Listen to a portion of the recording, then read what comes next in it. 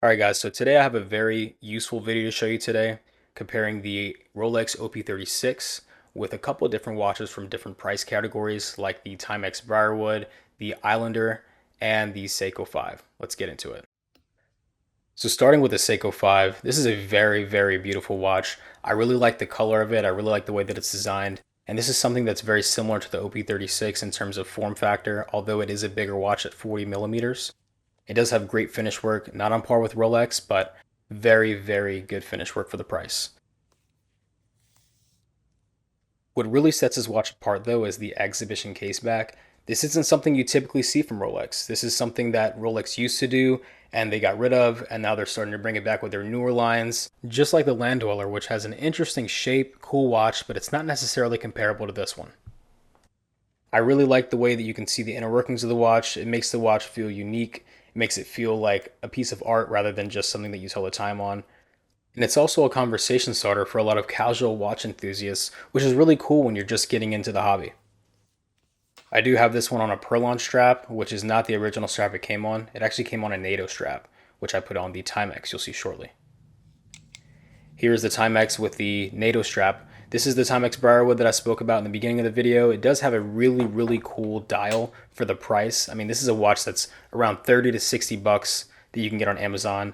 It does have pretty decent finish work for the price. Good polished case all around. There's not really any brushwork except for the case back, but that's just fine for a watch of this class.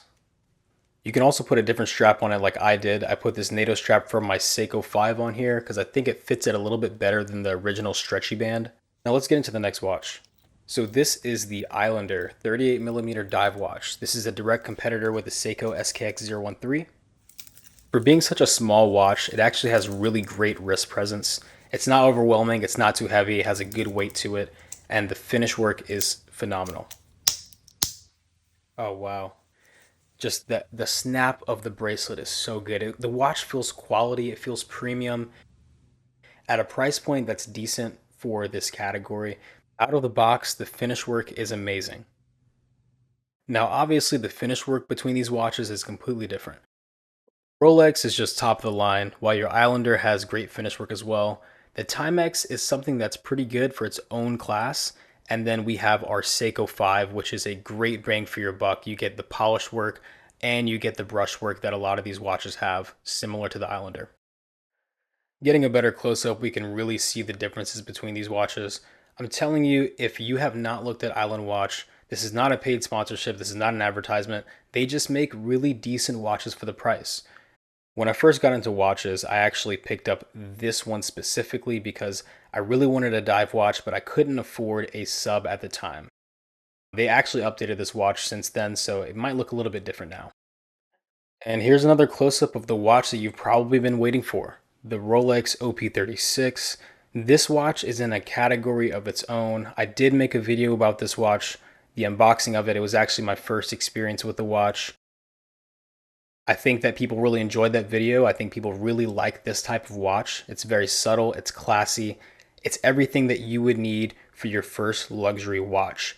A lot of people go Submariner, a lot of people go Yachtmaster. I think this is the one to go with because this is a watch that you won't have to break the bank with. If you have the money for this watch, it is expensive, but it will not kill you. But if you are still coming up and you want to watch similar, definitely look at the Seiko 5. Very inexpensive, great bang for your buck. Now, obviously, all these watches are very different, but hopefully this comparison video was able to help you. Until next time, peace.